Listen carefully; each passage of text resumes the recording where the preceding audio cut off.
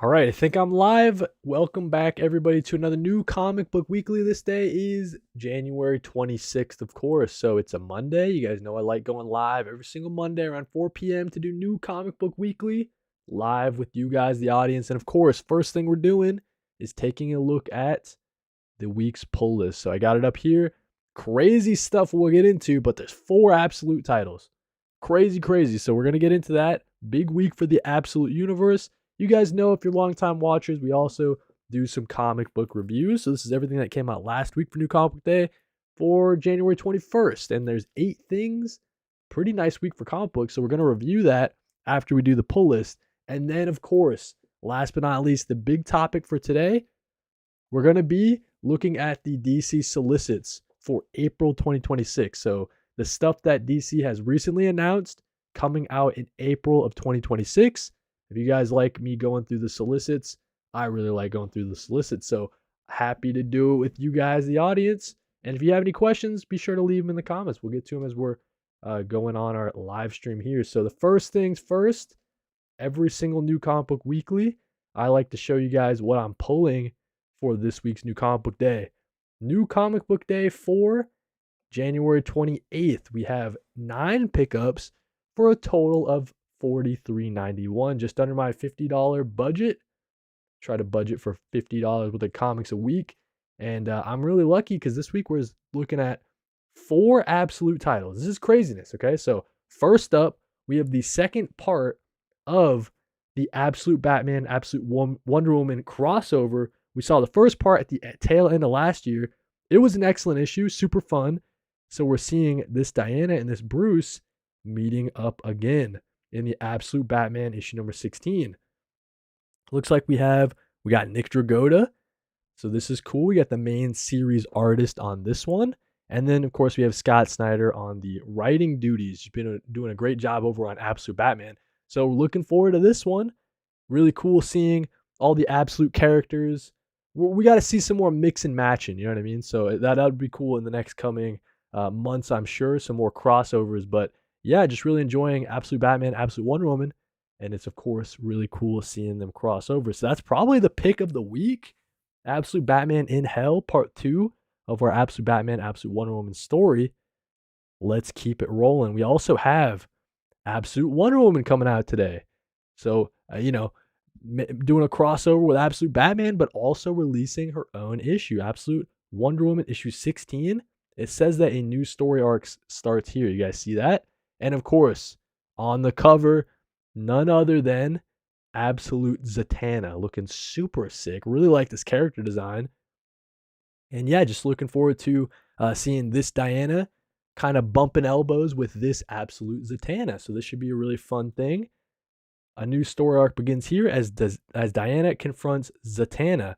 The Season of the Witch arc begins here. After her exploits in Area 41 maze, Diana has resolved to not let her personal mission overwhelm the one she was set to the surface world to fulfill. But a new threat has emerged in Gateway City, and it turns out the best thing to send to kill Wonder Woman is another witch. So we're getting a witch v witch fight. Loving everything in the Absolute Wonder Woman series. And if you guys are looking to jump in, perfect time to do it with the new story arc starting here. So Absolute Wonder Woman issue number 16. Close second for pick of the week. Maybe that is the pick of the week. Or maybe it's Absolute Martian Manhunter issue 8. We see here the solicit. It just says, a hunt for the White Martian. We know that the White Martian has taken residence in John Jones, our main character, in his kid, man. So the White Martian, evil, has taken possession of John Jones, our main character's kid, it seems like. That was like a couple issues ago. Excellent variant covers all the time with this Absolute Martian Manhunter series. Really cool stuff. This one from Werther Dell'Edera, the main series artist for Something is Killing the Children. And we got Eric Canet. Either way, not familiar with Eric Canet's work, but that's a really cool variant. So yeah, Absolute Martian Manhunter continuing this really fun and trippy series out of DC from writer Dennis Camp and artist Javier Rodriguez, of course. The fourth absolute title of the day, Absolute Flash number 11. Man, a lot of people, I feel like, have dropped off this series. Understandably, I gotta say, because around issue 6, I was really wondering where the series was going. But they've done a lot of work, Jeff Lemire has, to sort of get me back and get me reinvested into the story. We know that Wally West is teaming up with all the rogues in order to save his dad from the main villain of the story. I think that's just super cool. So we know that Wally West was hanging out with Gorilla Grodd before. Their connection is probably my favorite part of this Absolute Flash series. But just the switch up of, the rogues not being the most evil villains in the world. Like they have their own sort of backstories, and it's kind of you understand what they're going through. My dog's going crazy. Hold on.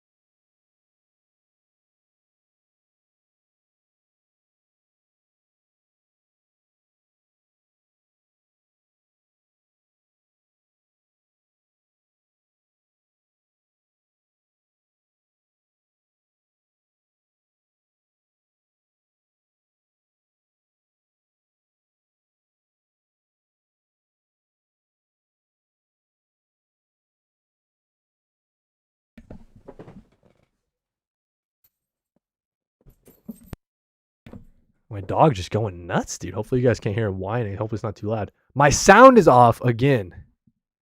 Thank you for letting me know. What do you mean it's off? Quiet? There's no way, dude. There's no way. It can't be. It's like yellow to red. I don't know. Let me know. Also, okay, so let's go back to the pull list. The 4 absolute titles we were mentioning. I'm good now. Okay, cool. Appreciate it. Yeah, listen, if I got any tech issues, be sure to let me know. Let's talk about Superman 34. So we still know that they're doing the DCKO tie-in stuff. I've been liking all these Superman DCKO tie-ins though. We had a large focus on this Lex Luthor and kind of the switch up to his brain, I guess. If you guys haven't been following the Superman title, the main title, and it looks like this one. Where are we going here? Rock of Apocalypse. Darkseid's plan worked. Earth has been transformed into Apocalypse. His Dark Legion prepares the Earth for his imminent arrival. If Superman is locked in the tournament, who can stand up and defeat them? So we know. Oh, Derek Seymour says he can hear me now. It's good. Thank you.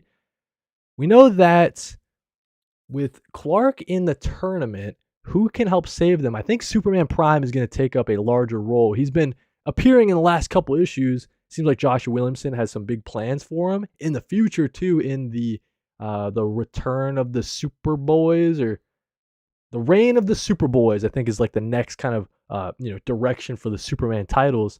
So yeah, Superman 34, just another DCKO tie-in. Hard to say what's going to be included just yet. I'm sure it'll be Superboy Prime and Lois Lane trying to stop. They've been going on a little side quest at the same time that Clark is in the tournament himself. Let's keep it going though. So yeah, Superman, that's some good stuff there. Let's talk about Justice League Unlimited issue 15, another DCKO tie-in. This is part of the Terrific 10 little story arc that they've been going on. So essentially, it's been Mr. Terrific has put together a team of time-displaced superheroes because they're kind of expendable. He's saying there's not really an opportunity for you to go back to your timeline, quite possibly, but you want to stick it out with me, go on this mission down into hell, and let's get down and dirty on the Terrific 10. So that's been the kind of direction for the last couple of Justice League Unlimited issues, and I think it's been pretty solid. It's got Mora on the art. Was Mora on the art for the last one? Crazy. Dan Mora is still putting out so much content over at DC. Let me just back it up. Yeah, Dan Mora. I think Dan Mora has been on for the entire Terrific 10, maybe? Quite possibly, man. So yeah, Terrific 10 stuff. Justice League Unlimited issue 15. Been pretty fun so far. I do think that there has been a little bit of a downgrade with the Justice League Unlimited title. Just overall, I think that first arc was really fun, and I could see the sort of vision they were going for. then you get tied in with all these events and stuff like that. So hopefully after DCKO, they can get back to the original sort of direction for the series, just the Justice League going on different teams, split up into different groups, and we get some different appearances of new, people that don't get a lot of shine, right? So very much like the show, right? So that's kind of the direction they were going for initially. Kind of drifted away from it, but hopefully they can get back to that.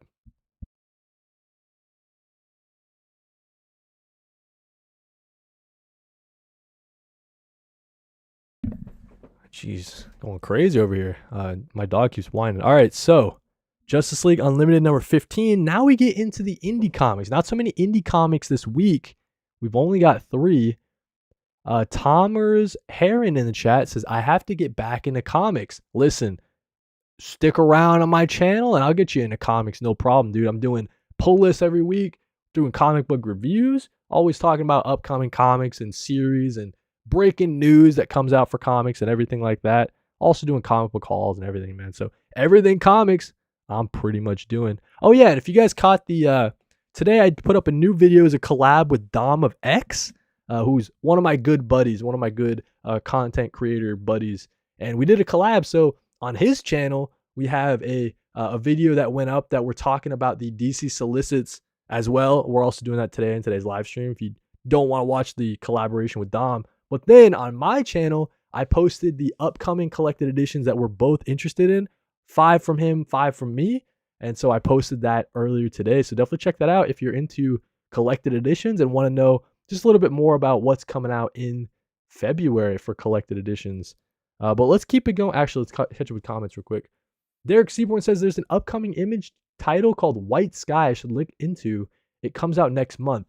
I'll look into that one. The cover looked cool, but I have to see who's attached to it and read the solicit as well. But the cover looked cool when I was flipping through doing something else recently. All right, let's get back into the pull list for the week because it's time to talk about Image Comics. We got G.I. Joe number 18. They're following it up, the Dreadnought War. So this should, in theory, be a new sort of arc starting up here. A Night for okay, never mind. It's a kind of like a one shot sort of. So it's got a standalone Night Force covert op. The iconic Roadblock makes his Energon first appearance, but will he be the newest recruit of Lady J and Flint's Night Force, or will he join a different group? So yeah, I think that the G.I. Joe stuff has been really fun. I don't know who this character is, but I'm excited to learn. As we're flipping through, we got some Kenka Lim variant. We got some Ben Oliver stuff, Lucas Meyer. And yeah, dude, I'm loving this G.I. Joe title. Excited to learn another character, and I think following up with the Dreadnought stuff has been really solid. So yeah, G.I. Joe issue number 18. 2 more Image comics to talk about today. We have Skin Breaker issue 5. Anak learns the true cost of being the Elder, but at what price? So in the last issue, our main character sort of tossed his sword aside when he was supposed to be battling someone for the future of the tribe. So I'm just really confused what our main character is doing. I guess we'll see in issue 5 here. But yeah, I'm just kind of perplexed where Robert Kirkman has taken our story. But we know the David Finch artwork is insanity. So insanely detailed. So we're looking forward to it from the art perspective. Skin Breaker issue number 5. Derek Seaborn says he checked out White Sky and thought it was nice. And he also says G.I. Joe has been a solid read so far. Yeah, dude, I think G.I. Joe has been my favorite part of the Energon universe. That might be a hot take. Last but not least, the final comic for the pull list this week. We're talking the Bug Wars Spider Witch special. So we know that Jason Aaron and Mohamed Asrar are coming back to the series with a new volume, Bug Wars, continuing in 2026. Really excited about it. But they're also dropping a series of little one-shots, sort of expanding the world of Bug Wars. And if you guys haven't read Bug Wars, you know that movie Ant Bully where that kid gets shrunk down into the bully? That kid is a bully. He gets shrunk down to the size of ants and learns to not be a bully anymore. This is kind of like that, where this kid gets shrunken down into the world of his backyard, but his backyard is full of the Spider Witch clan, as we see here on the cover. We're going to learn more about the Spider Witch clan in this Spider Witch special, but we also have, like all the ants They have like their own clan, like they ride on top of beetles, and then they're versus the mites and all this stuff, right? There's all these different clans inside the backyard, all going to war with each other. So the kid gets kind of wrapped up in the middle of it all. But that's Bug Wars. That's the first volume of Bug Wars, but they're keeping it going with Bug Wars, the Spider Witch special. I'm excited about just learning everything I can about the world of Bug Wars. If you guys caught the series as it was coming out, the back matter in this, it had some of the most detailed, just thought out back matter I've ever read in a comic book series. You can really tell that Jason Aaron and Mohamed Asrar have put a lot of time and effort into this world, and we're excited to see them continue it in 2026 with a new volume. But yeah, Bug Wars, the Spider Witch special. And that'll do it for New Comic Book Day, January 28th. Those are my pulls. 9 comic book pulls for a total of 43.91. And yeah, we got 4 absolute titles, so we know we're going to have a good one. Got some DCKO stuff, and then some solid series out of Image. But that's the weekly pull list.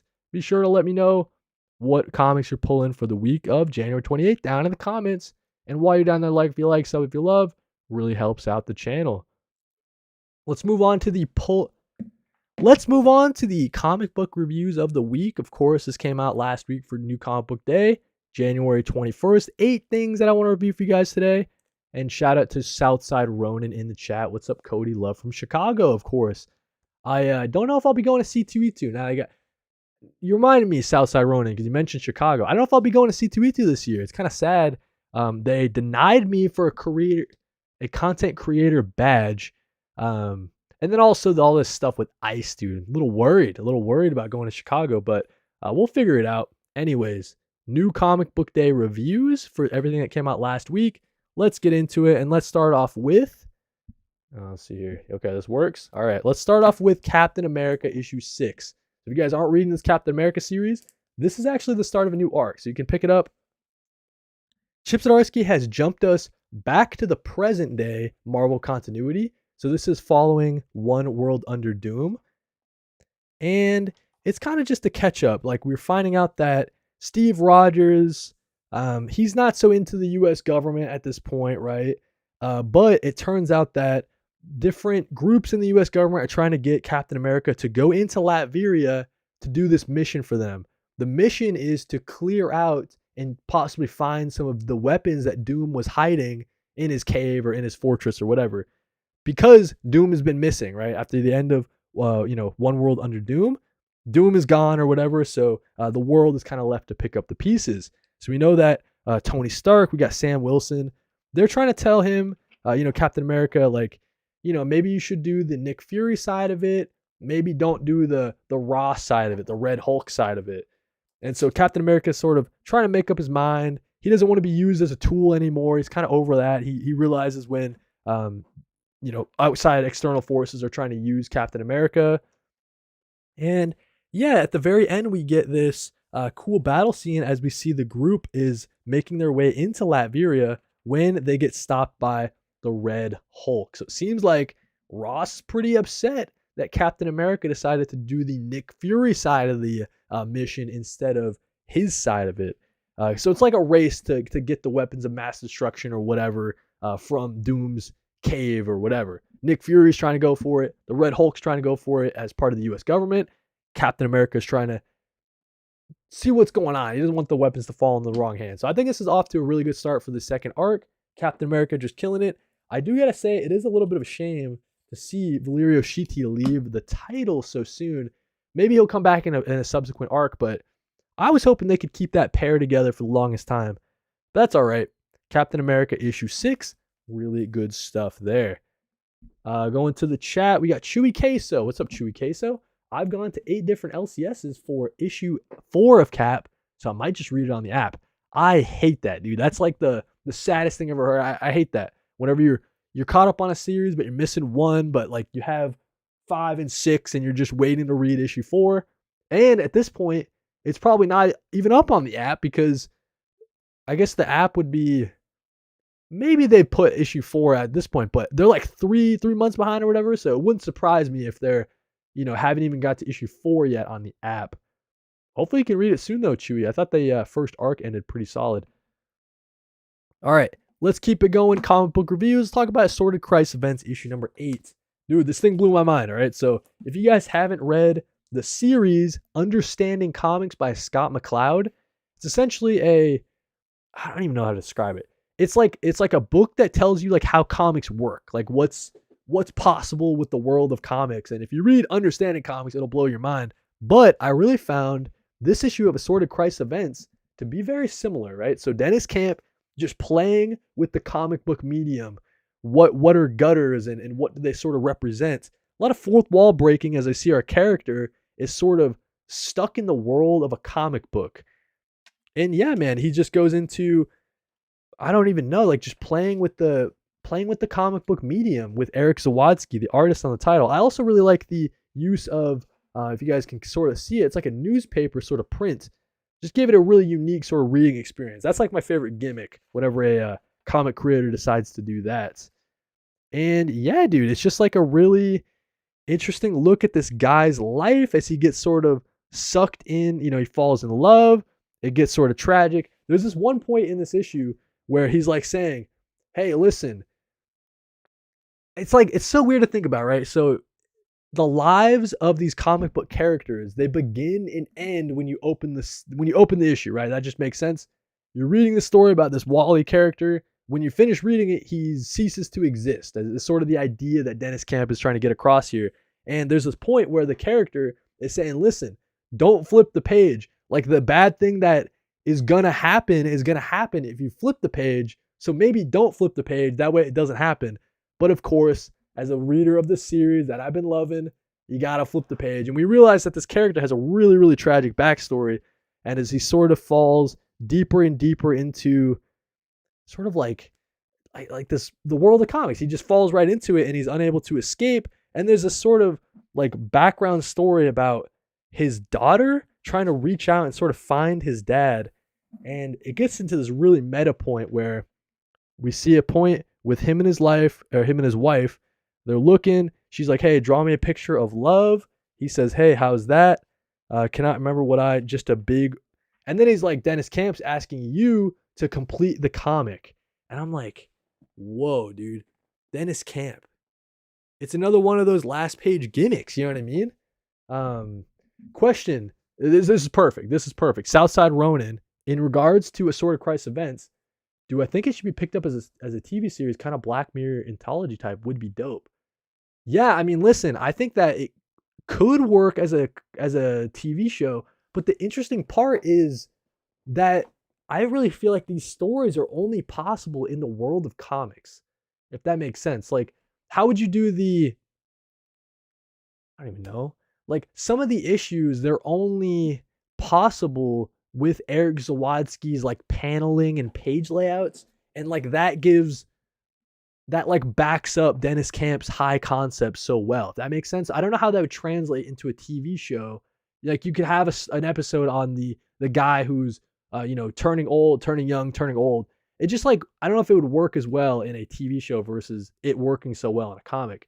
And then you say, do I think that he passed away at the end when he turned into geometric shapes? I don't know. I guess it's that he is like, yeah, I guess he does cease to exist. It's kind of confusing and like mind bending to try to put yourself into like Dennis Camp, like what he's trying to express. I think our main character does die and cease to exist as you're closing the page. Like I think that's kind of the idea that Dennis Camp was trying to get across. Like this guy in the comic, his life ends once you finish reading it because he is a comic book character. So it's super meta stuff. And listen, there's layers to that, man.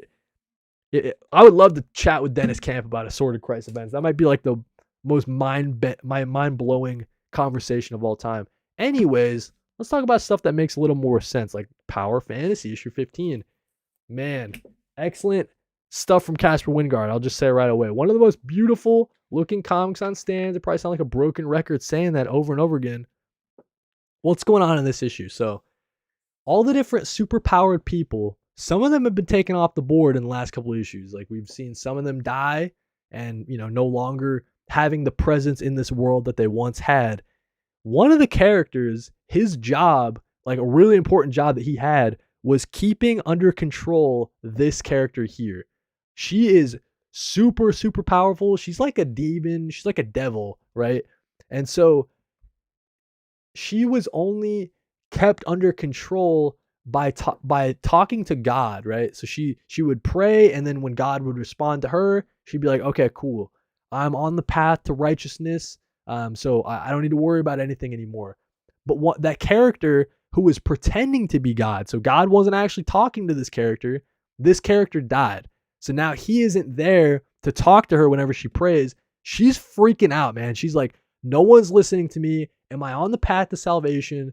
Fuck it. I'm going to blow up the world. That's like what she's thinking right now, right? So all the other powerful characters in this series, they're like scrambling. They're like, dude, what do we do if she just loses her mind? She's turning into like this devil thing, and she has the power to destroy the world. She almost did in the past, when the world was under threat of getting destroyed. She saved the world with her superpowers, but she also has the power to destroy it. So this really interesting push and pull that's going on.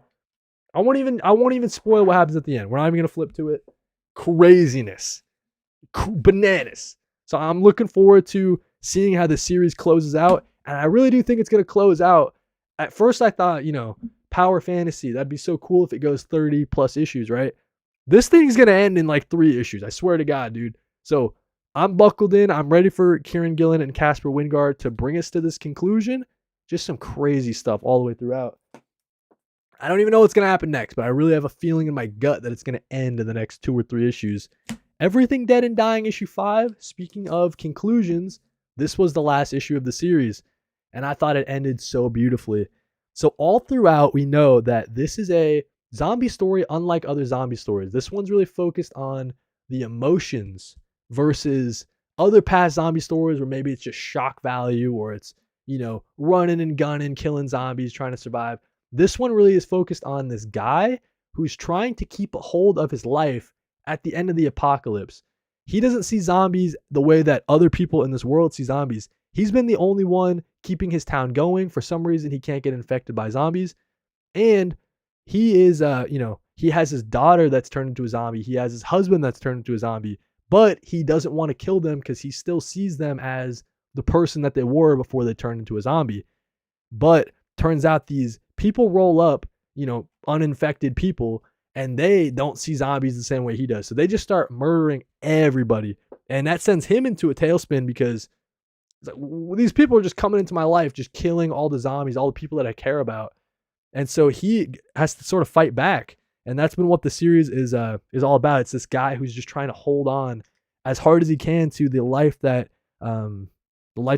he lived before the apocalypse.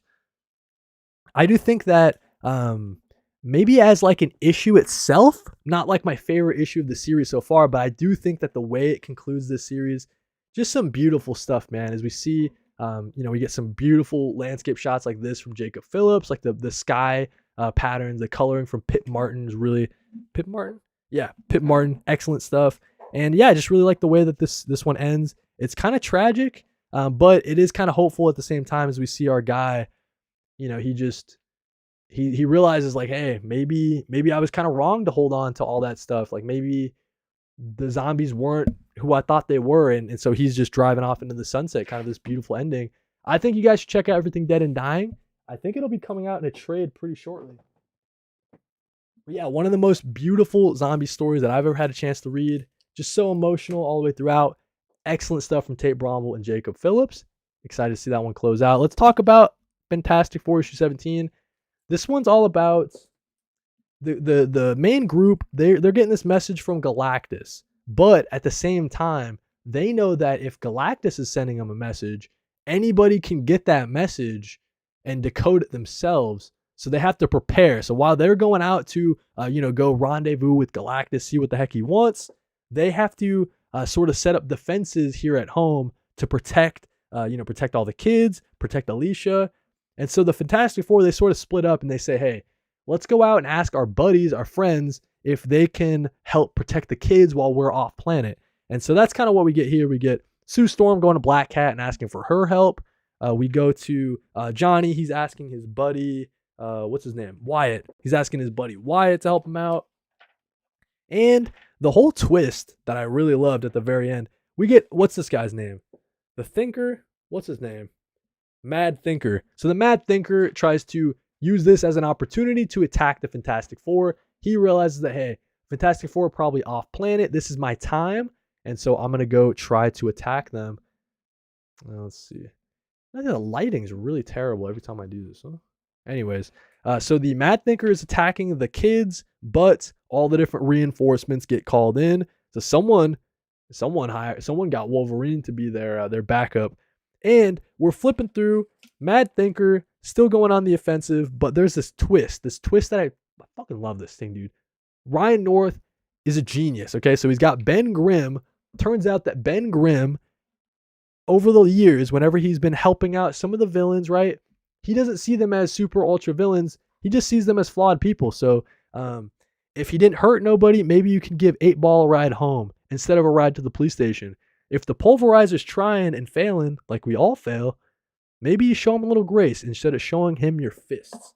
So we realize that Ben Grimm has sort of, over the years, he's developed this like group of, quote unquote villains, but they're just like flawed people, right? So Ben realizes that he can call on them to help out, protect his kids, right? So I just thought that was a beautiful moment. So when we flip the page, get past all the Marvel ads, dude, I swear to God, listen, this could be a whole other video. Marvel, you guys put like half the comic is ads, all right? I swear to God. Anyways, we flip and we find out that Ben Grimm, he doesn't have just one person he called for backup. He called the whole villain crew to help him out because the Mad Thinker never even thought about that possibility. Why would he think that Ben Grimm has the empathy to help out his quote unquote villains and then call them in for a favor as friends? You know what I mean? Because these villains realize that Ben Grimm is a friend of theirs and they can Ben Grimm can call on them to help out. I just thought it was beautiful stuff from Ryan North. And yeah, just another fun entry to this Fantastic Four series. I've just been loving it from Ryan North and Humberto Ramos on the art. It's pretty cool that we got 7 issues in and we still got the same artist. It's pretty cool. What we see here.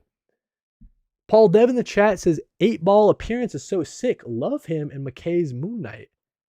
So maybe I didn't get to McKay's Moon Knight where I saw the 8-Ball appearance. So yeah, I didn't know 8-Ball as a character. You know what I mean? So maybe I didn't get that far in Moon Knight's McKay's Moon Knight run. 3 more issues to talk about today, like Exquisite Corpses issue 9. Man, this was excellent. This was my favorite issue of the series, I think. It's still, we got, like 4 killers left. So we're down to the last bits here. The dude, Pretty Boy, he picked up the golden face killer dude's mask. So now he's dripped out. He didn't die in the last couple of issues we thought he would. We know that the sort of civilians are scattered, right? They're all trying to do their own thing. At this point, a couple of civilians are trying to use the radio at the high school to call out and call for help. Turns out that in doing that, trying to call for help, they're actually communicating with the bad guys. There is no help. There is no help coming. So our lady, the paramedic, the EMT lady, who's trained with a gun, it's pretty cool. She decides to take out some of these, like the bad guys who are helping the super rich people and helping the killers and stuff like that. She takes them out. It's a really cool moment there from her. We get this, if you're into slasher stuff, this is why I really like this series, because every issue, LD Wheeling said, yo, what's up, LD? C2ET, I gotta come. I met Tinian last year at C2ET though, so I'm not missing, I got my stuff signed by Tinian, you know what I mean? So I might be okay with that. So I was saying, what I really like about this series is that, they could be doing like their thing going along, but then all of a sudden they'll throw in like a slasher scene, you know what I mean? So we get this guy, Javi, he's running away from the bunny mask killer dude who is like an expert in strangling, I think. So he's trying to go after Javi. Javi's running. They get into a fight in the pool, right? So Javi's still trying to escape, thinks that he tied him down, but it turns out the bunny mask killer, he's still following Javi, right? So it's like this cool chase scene. And yeah, man, I just think that Exquisite Corpses, there's just a lot to like in the series. Like from an art perspective, it's solid. I think the story is like a really unique sort of concept, even if it does borrow from like other genres and stuff like that. I think the characters so far, we haven't got to like learn about the characters too much. That's probably my one thing I kind of wish. Like, there's not as many moments for these sort of slower moments and like kind of learn more about the characters. It really is just go. Like they're just trying to survive. And yeah, I feel like we've kind of gotten away from that sort of aspect of it. It's more about them just trying to survive at this point. But yeah, Exquisite Corpses issue number 9. Like, I don't even know what the characters' names are, if that makes sense, right? It's like I'm not like super invested in each character individually. I'm just along for the ride, having a good time with it. Let's talk about Nightwing number 134. Let's see. Chat real quick. Paul Dev, did I hear about the movie announcement? Dude, so Exquisite Corpses, it's a genius idea for a movie. We were talking about earlier, right? Would Assorted Christ event sort of, lend to a good TV show or maybe not? I think that Exquisite Corpses would. Like, this would translate to a TV show or a movie so well. So yeah, I'm excited for that. That should be pretty cool. All right, let's keep it going. Nightwing number 134. And yeah, let's get into it. So we have Dan Waters writing, but we don't have the same artist, Dexter Soy. We have a new artist on this one. The whole thing is about Nightwing has gone into the 5th dimension to sort of negotiate with this guy, the Zanny. And the Zanny has been kidnapping children or sort of luring them into his tent. And Nightwing doesn't like that, obviously. Nightwing has to go into the 5th dimension to free these children. And it gets into this sadistic game of knocking the cans over. Turns out that because the 5th dimension, these cans are actually tied to Bloodhaven itself. So as the Zanny's knocking down the cans, he's knocking down actual buildings in Bloodhaven. Barbara Gordon and Martian Manhunter are in the Titan Tower trying to protect, what's his name? I forgot what his name is. This guy from the earlier in the arc. We know that this guy is like Nightwing Prime or something like that. I forgot his name. But yeah, he's got like Kryptonian powers. He was put on ice a couple of issues ago, and Barbara Gordon and Martian Manhunter are protecting him in the Titan Tower. At the same time, Nightwing is going to battle with the Zanny in the 5th dimension. I thought it was pretty solid. I'm not a big fan of how, like, I get it, in the 5th dimension it's kind of washed out, you know what I mean? Trying to show like this is different than the main sort of world that Barbara Gordon is in, right? But I did kind of not like the washed outness of it from an art perspective. But I do think it's solid. Like the penciling and the inking is really solid. And yeah, so Nightwing number 134. Can he stop the Zanny from kidnapping all these children and destroying, Bloodhaven or whatever? Pretty solid stuff. Pretty solid stuff, I will say, yeah. I think that, I'm just not like the biggest 5th dimensional imp guy. Like, I don't really care about Night Might or any of that kind of things, or Mixoplitolix or whatever. I just don't really care about the 5th dimension. So I'm not like I'm not loving this Nightwing arc right just now. Derek Seaborn, I don't understand why some people are hating on Nightwing. I think it's a decent book. No, yeah, I think it's solid. I think that the first arc, I was like in it. You know what I mean? The first arc, I was in it. The second one about the Titan Tower, not so much. And that's, again, it's because of the 5th dimensional aspects to it. I'm just not the biggest fan of that stuff. But I do think that Dan Waters, like the darker tone for Nightwing, I think that's more my jam. I'm liking it a little bit more than the Tom Taylor, Bruno Redondo stuff, at least to start. Last but not least, guys, let's talk about this issue of Wonder Woman. Not my favorite issue of all time. It's sort of just Diana has been going through some, what's it called? Postpartum depression, is that what it's called? Like after you have a baby, there's like this deep sadness that women are afflicted with, I guess. I don't know too much about it being a man. That's on me. But I do know that that's like a real thing. So she's kind of struggling. She goes back to Themyscira to get some support from her Amazon sisters. She's like, hey, can you guys babysit her, man? I got to go to the hot springs. You know what I mean? So I'm going to go over there. You guys take care of the baby. They're trying to entertain the baby with a fight.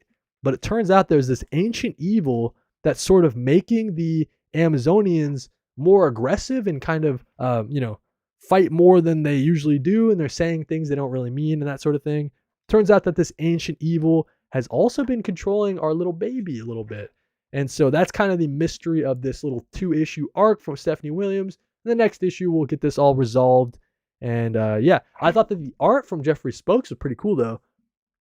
Jeffrey Spokes has a really cool look for the Amazonians, like armor pieces and that sort of thing. I think that if Jeffrey Spokes ever wanted to be the main series artist for a Wonder Woman title, I would say Jeffrey Spokes, come on in and do the interiors. I think your art style is pretty cool. So yeah, I thought this was an alright issue. Fun. Nothing mind-blowing by any means. It is cool to see all the different other Amazonians kind of having a larger role or kind of having fun. It seems like Stephanie Williams really has a good grasp on the Amazonian kind of family and set of characters. So hopefully Stephanie Williams gets her crack to write the ongoing Wonder Woman series at some point. That could be pretty cool. This seems like a sort of tryout for her, if I'm being honest. But yeah, that's what we have. All the comics I wanted to review from last week, New Comic Book Day. We got 8 here. And my favorite things of the week, it's probably got to be Assorted Christ events. This thing was just so mind-blowingly cool. But I also really loved the Power Fantasy, of course, my favorite indie comic book on stand. So those are my 2 favorites of the week. Great stuff from Captain America 2 and the conclusion to Everything Dead and Dying. I want to shout out. But that's what we got. Comic book reviews. Now, let's take a look at... hold on, let's catch up with the chat. I don't understand what some people are hating on Nightwing. Oh, I already read that. LD Wheeling said, yo, did I see all the Invincible crossover covers they announced? It's interesting. I did see some of those, LD. I am not like the biggest fan of those kinds of covers. Like, if it doesn't make sense in the story, you know what I mean? Like, I saw there was one where it's Invincible Mark is like holding it's like in the same kind of thing as the Christ Saw Infinite Earths cover that's really popular.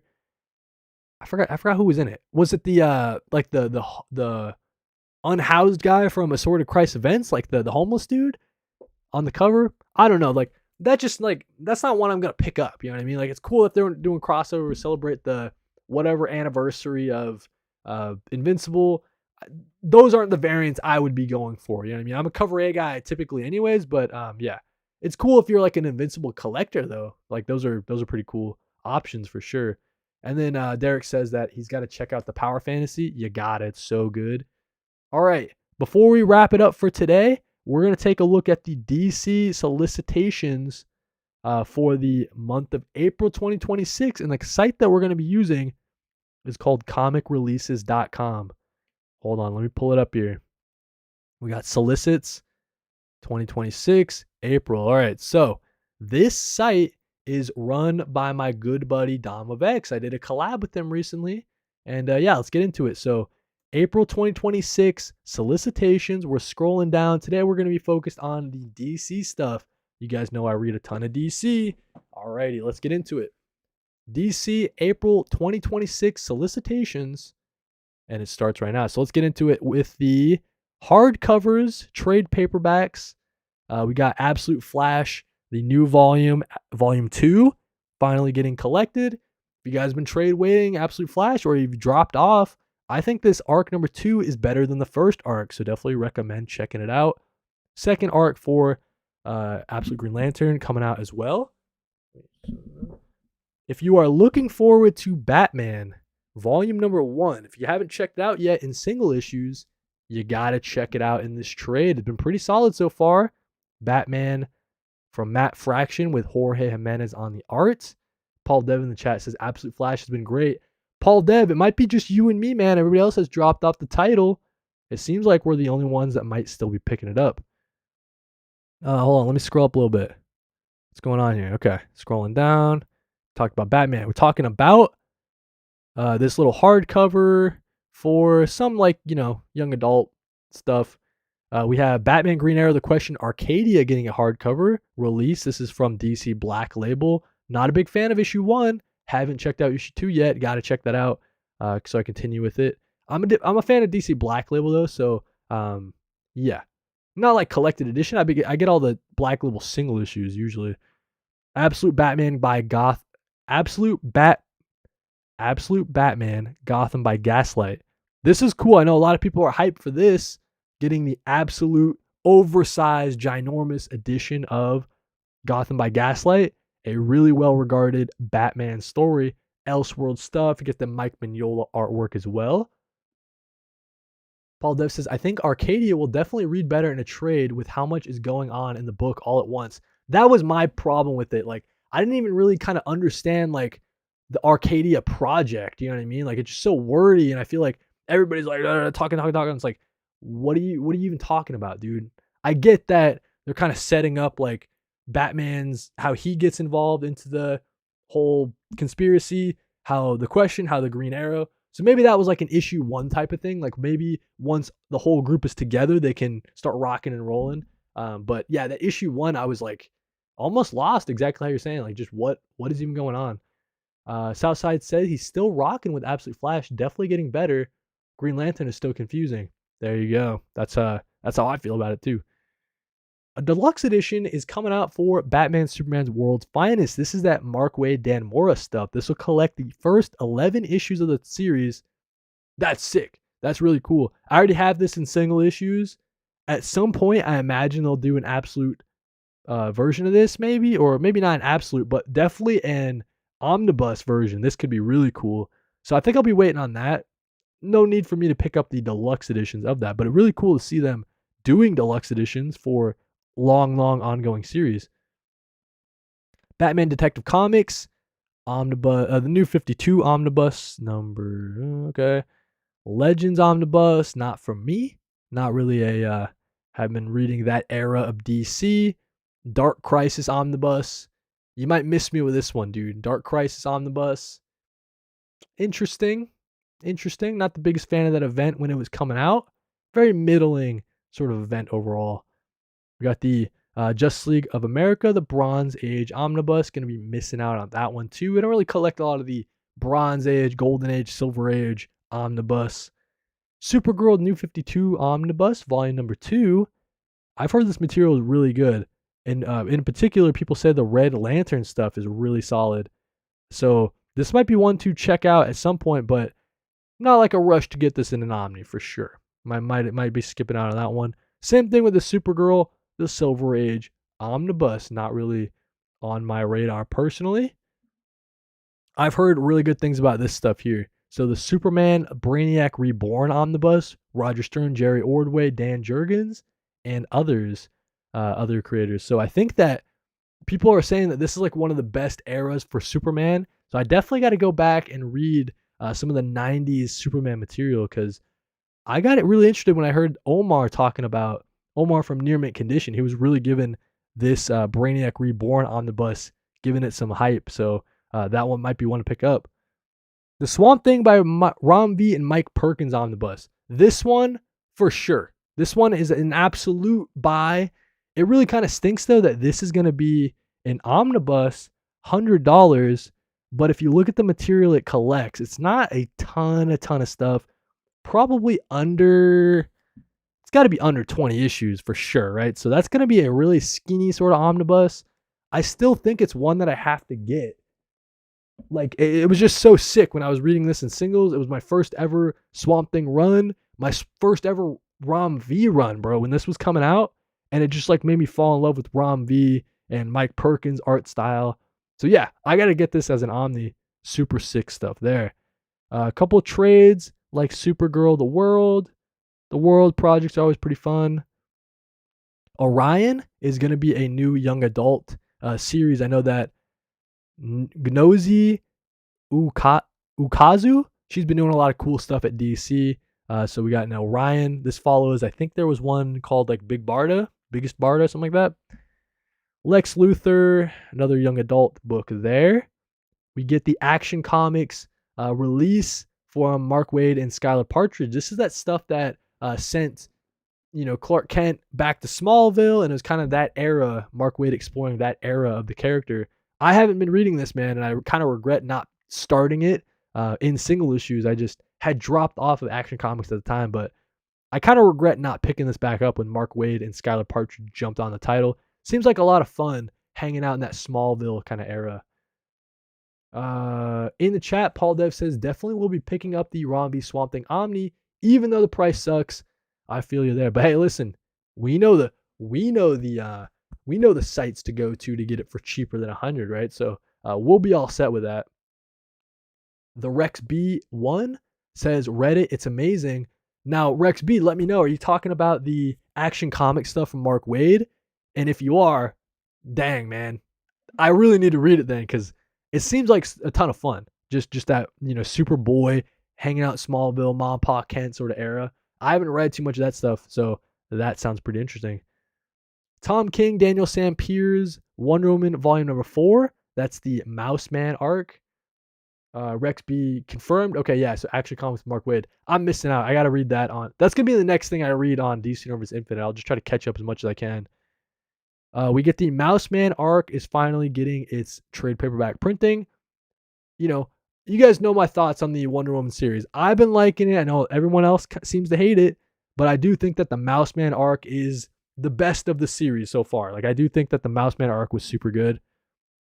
Justice League, Cheshire Justice League, Cheetah and Cheshire robbed the Watchtower.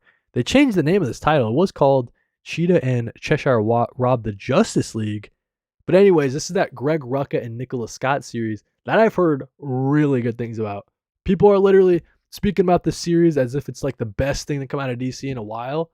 So I got to check that out. Okay, this one's cool, guys. A DC Compact Comics box set. Okay, if you guys missed out the news that DC's doing this box set, it's pretty cool because the price, if you can see there, $50 price tag, but it includes 6 of the compact comics. So the 6 that it includes, we got Watchmen, All-Star Superman, Kingdom Come, DC The New Frontier, Batman Long Halloween, Batman The Dark Knight Returns. Now, maybe you could probably drop one of the Batmans. You probably drop the Long Halloween, maybe. Or maybe you drop Dark Knight Returns. I don't know which one you drop. Are these the best 6 they could have chosen? I don't know, okay? I do think New Frontier, Kingdom Come, All-Star Superman, and Watchmen are good picks. The Batman one I might have swapped out for something else.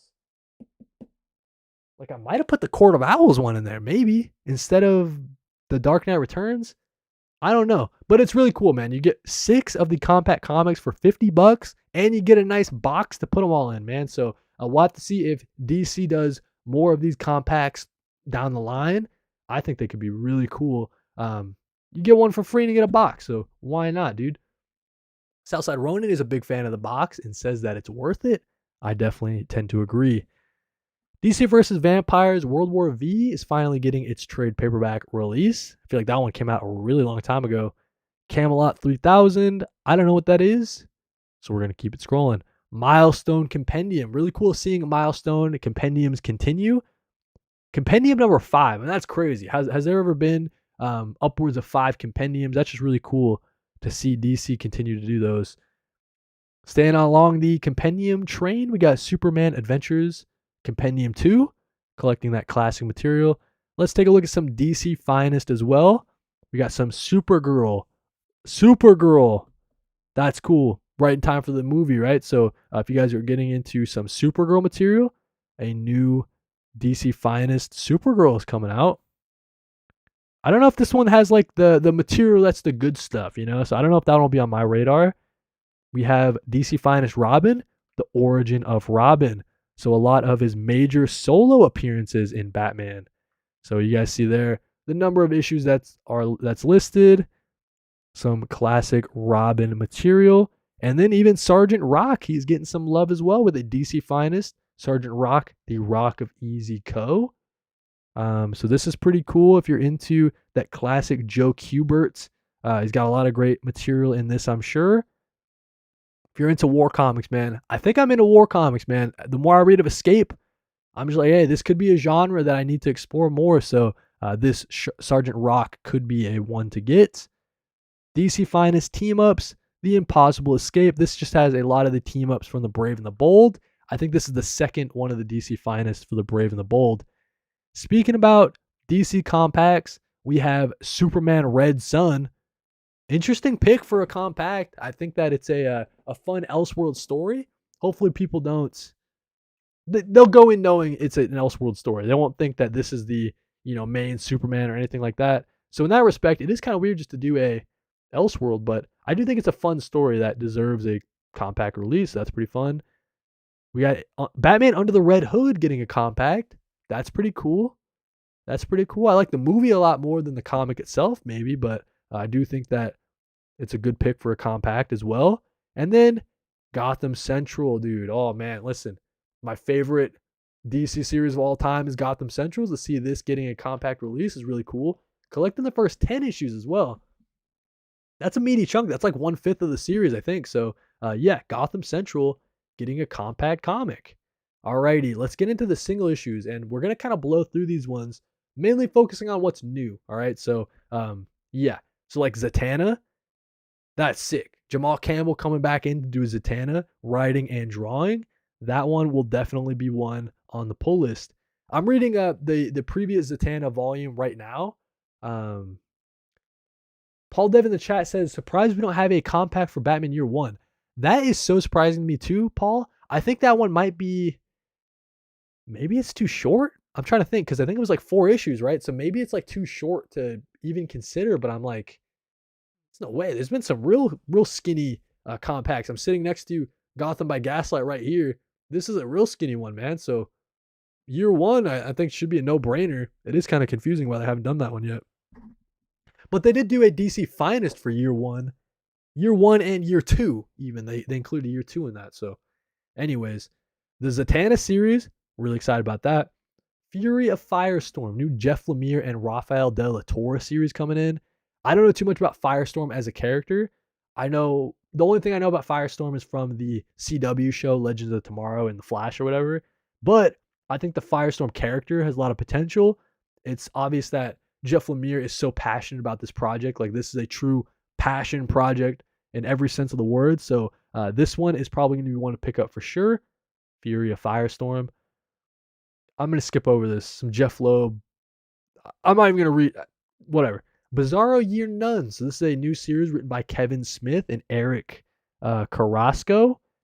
Really cool. I think this is a DC Black label. I guess it doesn't say. We don't know yet. But sort of like a Year One kind of thing for Bizarro here.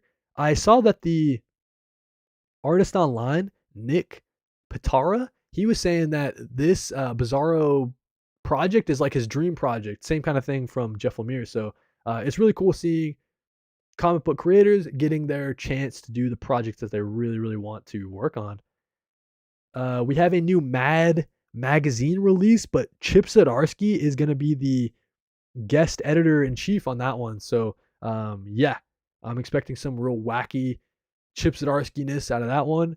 We know that Chip Zdarsky had that series that he was doing for a long time, like Chip Zdarsky News or something. He put out like his own newsletter, his own kind of Mad Magazine type of thing.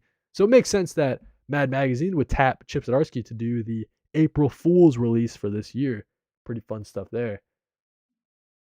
Them making fun of Hush 2 with the cover is yeah, no, seriously, dude, because just make fun of Hush, man. I want to make fun of Hush so bad. That's why I didn't talk about this thing up here.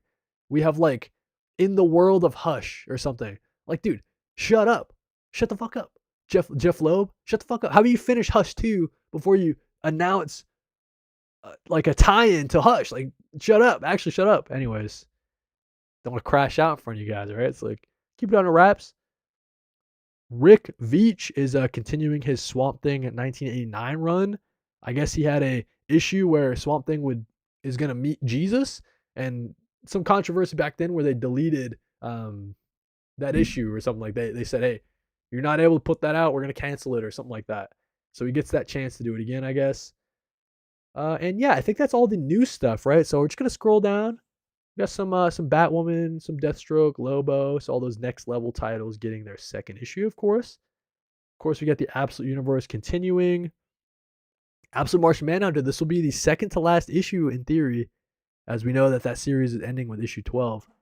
Absolute Wonder Woman, of course, continuing that. Green Lantern, Flash.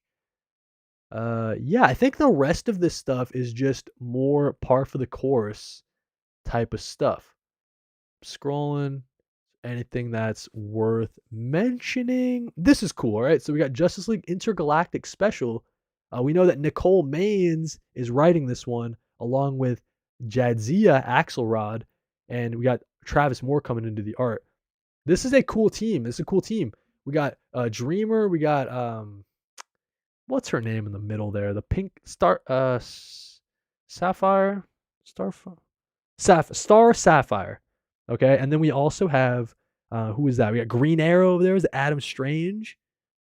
So yeah, just like a really cool lineup written by Nicole Maines and just continuing really fun work out of DC, keeping it going. We're hoping Nicole Maines can give Nicole Maines an ongoing, man. What's going on with this? Anyways, we got Harley Quinn. We got Wonder Woman. Who's writing this Wonder Woman? Tom King, Daniel Sampier. All right. Poison Ivy. Wow, Poison Ivy hitting 43. That's crazy. That's going to be a real cool Omni one day, man. Poison Ivy by G. Willow Wilson. That thing's going to slam, bro.